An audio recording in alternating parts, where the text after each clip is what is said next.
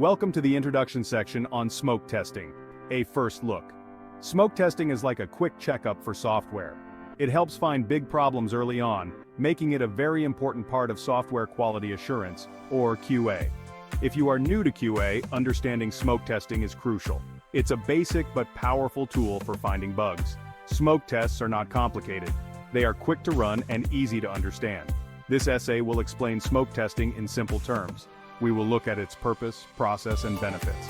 By the end, you will see why smoke testing is so important, and you will be ready to start using it in your own software projects. Now, let's dive into Section 2, the purpose of smoke testing, early bug detection. The main goal of smoke testing is to find critical errors early in the development process. Imagine building a house. You wouldn't wait until the house is finished to check if the foundation is strong, right? That's what smoke testing does for software. Smoke tests check the basic functions of a software build.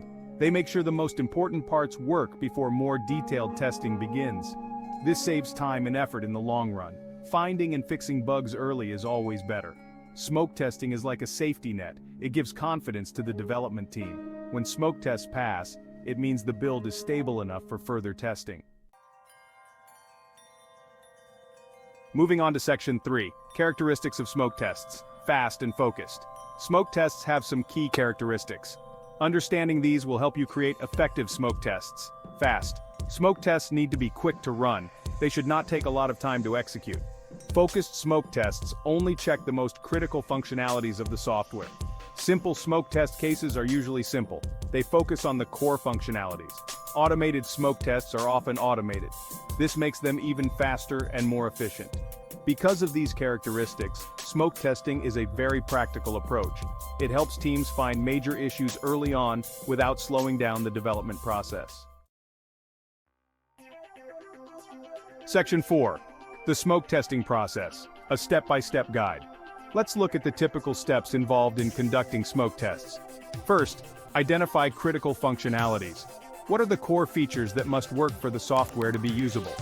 Next, create test cases. Design simple test cases that check these critical functionalities. Each test case should focus on a specific action or feature. If possible, automate your smoke tests.